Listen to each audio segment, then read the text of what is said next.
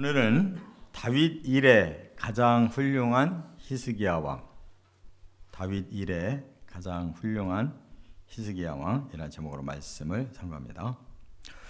히스기야가 이제 왕이 된 때를 여기 1절에 보여주고 있는데, 북이스라엘의 마지막 왕인 호세아 왕이 3년 됐대요. 그런데 그때 이 남유다의 히스기야 왕이 시작이 됐으니까 결국 호세아는 9년에 멸망당했거든요. 그러면 6년 이후에 히스기야가 이제 바로 북이스라엘의 멸망을 보고 그 다음에 아수르가 이제 남유다까지 쳐들어오게 되거든요. 그러니까 히스기야는 북이스라엘의 멸망을 보고 그 다음에 아수르가 남유다까지 침략을 했을 때 호세아는 멸망했지만 히스기야는 그걸 극복했어요. 그래서 남유다의 운명이 140여 년 더 가게 됐었다 하는 것을 말씀하고 있어요. 그만큼 히스기야가 그 시대에 아주 하나님 앞에 귀하게 쓰임을 받고 하나님이 전적으로 그를 도와서 아수르 군대 18만 5천 명이 하루아침에 죽어나감으로 바로 남유다를 구원시킨 왕이에요. 그렇기 때문에 이 상황이 이제 왕들은 북왕, 남왕이 이렇게 내려가고 있는데 이 사이에 하나님은 집중적으로 선지자들을 보내셨어요. 그래서 이제 북이스라엘을 위한 선지자로 요나를 보내고 호세아 선지자를 보내고 그 다음에 아모스 선지자까지 보냈어요. 그런데 이제 결국 소용이 없게 된 거예요. 그러니까 그 다음에 이사야를 보내는데 이사야는 남유다를 위해서 선지자 일을 한 거예요. 그리고 그 시대 미가라고 하는 선지자를 또 보내서 정의에 대해서 아주 멋지게 이 미가를 사용하셨어요. 그도 바로 이제 남유다를 위해서예요.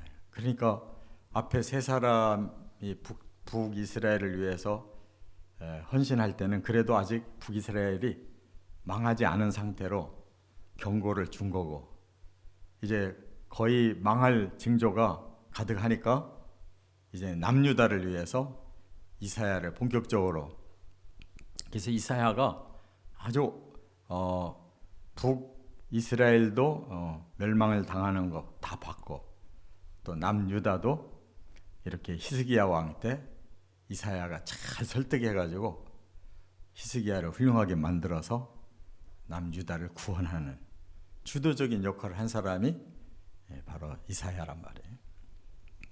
그러니까 이 때가 적절하게 잘 만난 거죠.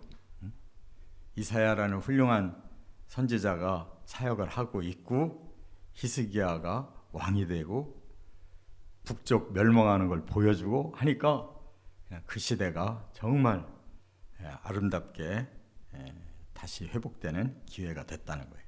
그래서 오늘 본문에도 히스기야를 어떻게 칭찬했느냐, 모든 왕들 중에 최고의 왕이었다. 그 시대에 북이스라엘 19명의 왕이 있었잖아요. 또 남유다에 20명의 왕이 있어요. 39명 왕이 분열 왕국 시대에 있었는데 그 중에 탑이 히스기야다. 그래서 다윗 이래 다윗 다음으로 훌륭한 왕이 히스기야다. 그러니까 우리가 두 눈 부릅뜨고 여기 18장부터 이어지는 히스기야에 대한 모든 말씀을 열심히 깨달아야 되는 거예요. 그냥 흘려서 듣고 잃어버리면 소용없어요. 왜 이 시대에 히스기야라는 사람이 이렇게 놀라운 일을 하게 됐는지, 저와 여러분들이 배워야 될 가장 중요한 핵심을 배우는 기회 되시기를 바랍니다. 자, 그래서 이제 세 가지로 요약을 했어요. 히스기야가 왜 이렇게 훌륭한 왕으로 하나님이 도와주시고 또 이렇게 나라를 구했는지. 첫 번째가 뭐냐? 하나님의 소원을 이루어 드렸다. 1절부터 4절에 보면 하나님의 소원이 있었는데 그걸 풀어드린 사람이 히스기야 왕이에요.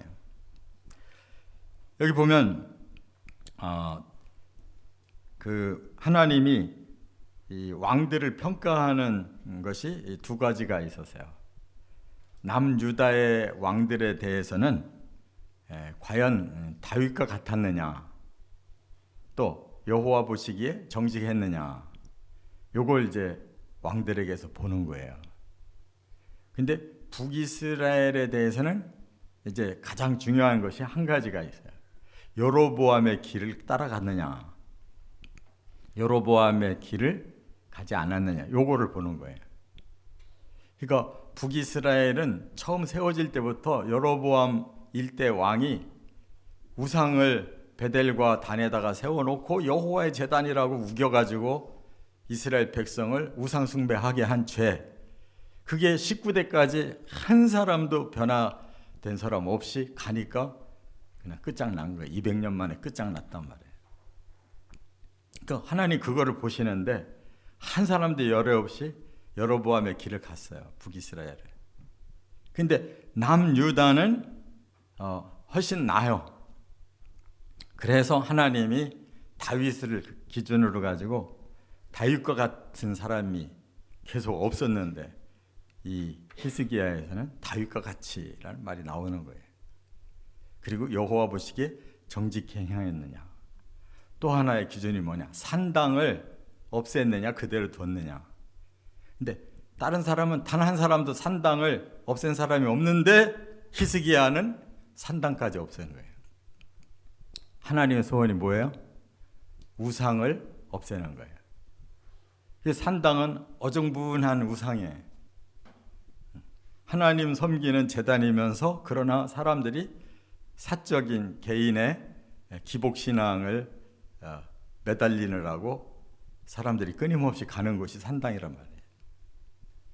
그런데 그것을 그냥 남유다는 르호보암부터 이 마지막 왕까지 없앤 사람이 딱 한 사람, 13대 왕 히스기야밖에 없어요.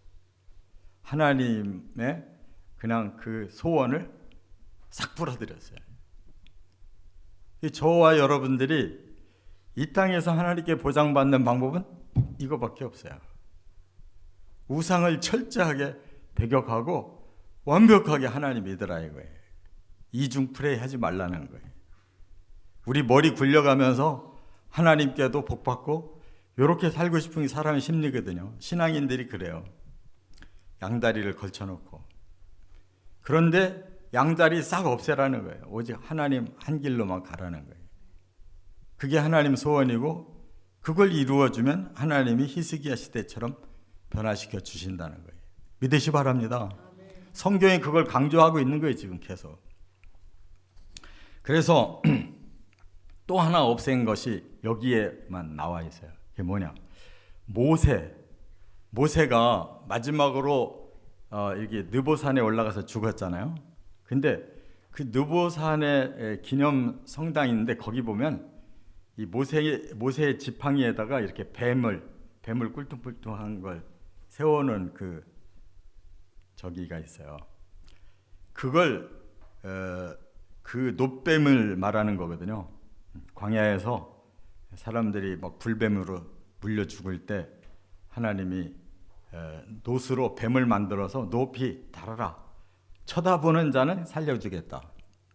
그게 복음 원리잖아요. 그래서 요한복음 3장에서도 예수님이 내가 놋뱀처럼 들려야 된다. 내가 십자가에 들려서 이렇게 죽어야 된다. 그러면 그거를 믿는 자들은 산다. 그게 예수님 복음 해석이잖아요. 그런데 구약시대에 이것이 우상화가 됐어요. 모세의 모세의 지팡이에다가 뱀이 꾸불텅거리는 그 형상을 사람들이 가지고 그 복을 빌었단 말이에요. 근데 유일하게 바로 히스기야가 그것까지 없앴다고 여기 나오잖아요, 본문에. 그러니까 우상에 대해서 하나님이 근심 걱정하시는 것을 완전히 제거한 사람 히스기야란 말이에요. 우리 마음에 그 오늘날의 우리 마음의 우상이 뭐냐? 만몬에 대해서 자신 있는 신자가 없어요. 돈의 우상, 그 다음에 자아 우상은 더 못 버려. 돈은 혹시 좀 청렴하게 살 수 있다 해도 자기 마음은 못 버린다니까. 자아 우상. 이 마지막 시대의 우상은 두 가지예요. 이렇게 그냥 죽으라고 돈으로 가느냐, 또 하나 나는 죽어도 나를 못 버려. 이 두 가지가 우상이에요. 그래서 만약에 상황이 아주 무서운 환란이 닥친다고 할 때 그때 이 두 가지를 버리면은 구원받는 거예요. 나는 죽더라도 나는 하나님 버릴 수 없다. 거기까지 가는 사람은 순교함으로 다시 살려내는 거예요. 환란 시대. 믿습니까?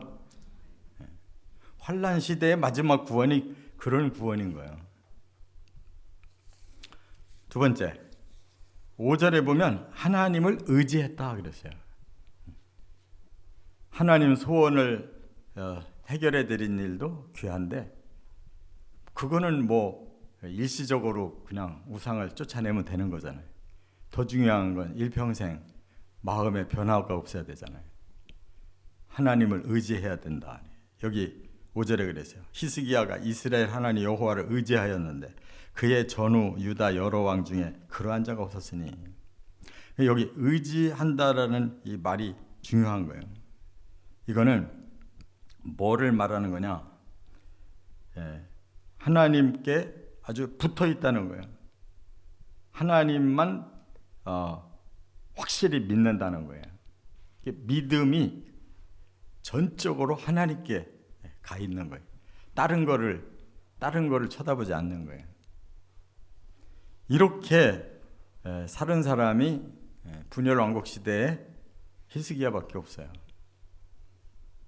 이렇게 하나님 인정한 사람이. 그렇기 때문에 누구와 견주냐면 다윗과 견주인 거예요.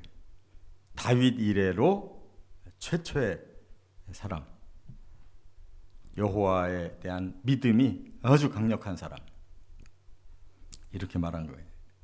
그러면 그걸 뭘로 증명할 수 있느냐? 아수르 군대가 18만 5천 명이 쳐들어왔는데 이미 아람 나라 정복했고 북이스라엘 정복했고 그 다음 정복해야 될 나라가 유다 나라야. 그래서 18만 5천을 이끌고 아수르 왕이 전쟁을 시작했어요. 그 예루살렘을 이제 포위하고 그대로 가면 이제 죽는 거예요. 그런데 히스기야가 아무것도 대항할 힘이 없어요, 현재. 그래서 한 일이 딱 하나예요. 이사야와 함께 기도했다는 거예요. 하나님의 성전에 올라가서 죽으라고 기도한 거예요. 그랬더니 하나님이 기적으로 18만 5천을 해결해 버렸어요. 그러니까 우리가 북이스라엘에서도 그런 적이 있었는데 이사야 시대에 그러니 기적은 하나님이 얼마든지 일으킬 수가 있어요. 전염병이 돌아도 군대는 다 죽을 수밖에 없는 거고, 또 기상 이변이 일어나도 사람들이 무서워서 다 도망가기도 하고. 그러니까 우리가 도대체 하나님이 어떤 방법으로 하셨을까? 여기에 안 알려주셨는데 그걸 억지로 우리가 풀 수는 없어요. 근데 아무튼 18만 5천 명의 둘러싼 그 아수르 군대를 하나님이 멸해 주셔서 히스기야 시대에 구원이 왔단 말이에요. 그 기적이 왜 일어났느냐? 히스기야와 이사야가 전적으로 하나님 의지하고 기도한 거예요. 하나님 밖에는 살릴 자가 없습니다. 또 히스기야가 또 한 번 의지한 게 있어요. 병에 걸려가지고 죽게 됐어요, 중간에. 그런데 히스기야가 우리도 그렇잖아요. 좋은 약이 어디 있나? 누가 수술 잘하는 의사일까? 사람한테 자꾸 맡기려고 그러잖아요. 히스기야는 그렇게 안 했어요. 생명의 주권이 하나님께 있으니 지금까지 저를 보신 하나님이 판단하시고 저를 좀 살려주시면 다시 하나님 일 하겠습니다. 벽 바라보고 성전에서 벽 바라보고 기도했다. 벽을 바라봤다는 건 벽을 바라봐야 뭐가 보여요. 그 너머 하나님이 계신 것을 보는 거죠. 그랬더니 하나님이 이사야 통해서 응답이 왔어요. 너 15년 더 살려줄게. 15년. 이렇게 아수르 군대를 물리치고 히스기야에게 생명을 다시 주신 거 전부 의지하는 믿음. 100% 하나님께 다 맡기는 믿음이었다. 그 말이에요. 끝으로 세 번째 7절에 6절 7절에 또 중요한 단어가 나와요. 연합했다네. 하나님과 연합했다. 6절에 보니까 곧 그가 여호와께 연합하여 그에게서 떠나지 아니하고 여호와께서 모세에게 명령하신 계명을 지켰더라. 그랬어요. 연합이라는 게 뭐냐면 함께라는 거잖아요.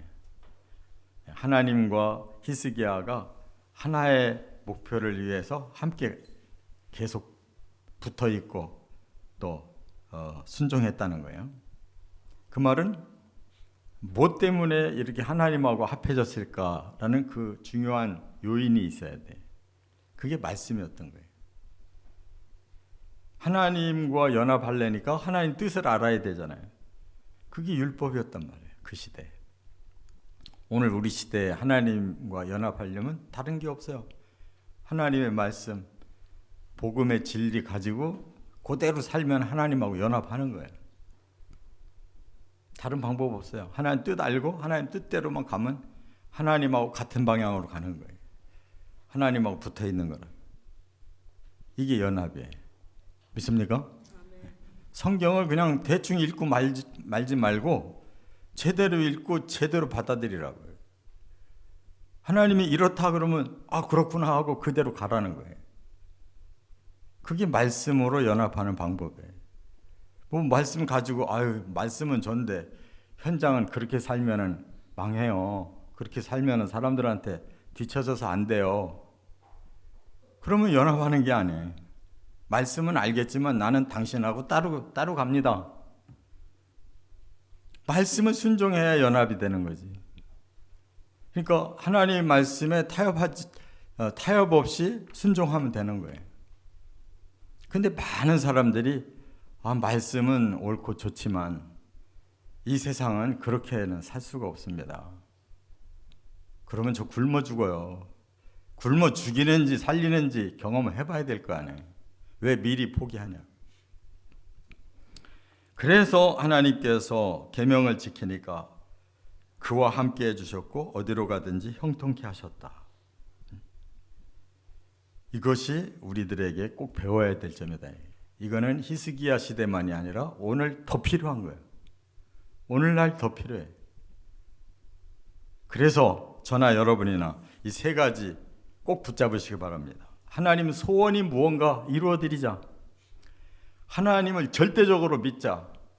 하나님과 항상 같은 방향으로 말씀을 순종하자. 이 세 가지 꼭 기억하시고 승리하시길 주의 이름으로 축원합니다.